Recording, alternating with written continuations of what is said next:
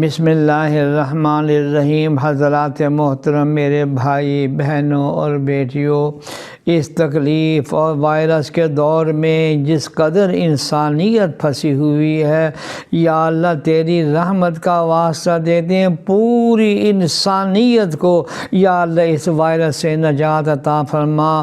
میرے بہت سارے عزیز و اقربا، بہت سارے میرے احباب اس وائرس میں بڑی تکلیف میں مبتلا ہیں، وہ بھی درخواست کر رہے ہیں دعاؤں کی۔ یا اللہ میں تیری رحمت کا واسطہ دیتا ہوں، تمام بیماروں کو صحت عطا فرما، ساری دنیا کے مریضوں کو شفا دے یا رب، آمین یا رب العالمین۔ حضرات محترم، میں نے ذکر کیا تھا کہ حضرت صلی اللہ علیہ وسلم نے ہمیشہ عفو درگزر سے کام لیا ہے، ساری زندگی کبھی کسی سے ذاتی انتقام نہیں لیا، کسی پر ہاتھ نہیں اٹھایا۔ اب میرا جی یہ چاہتا ہے میں قرآن کریم اور احادیث مبارکہ میں وہ متعدد مقامات جس میں عفو کرنے، درگزر کرنے کی فضیلت، اجر و ثواب اور اس کی معاشرتی اہمیت اور ضرورت کو واضح لفظوں میں بیان کروں۔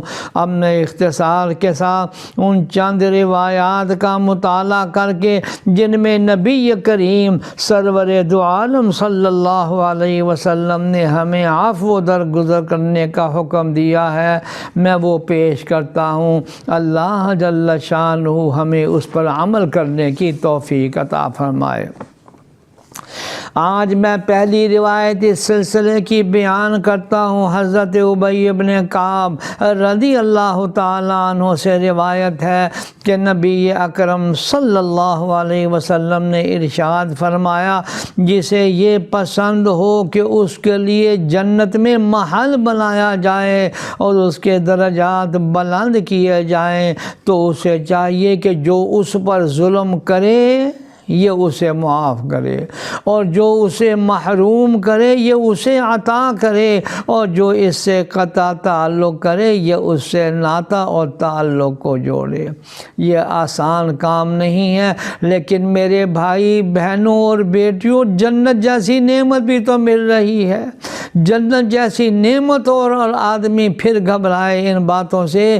اللہ جل شانہ ہمارے دلوں کے اندر حضرت صلی اللہ وسلم کے ارشادات کی قدر کرنے کی توفیق عطا فرمائے، آمین یا رب العالمین۔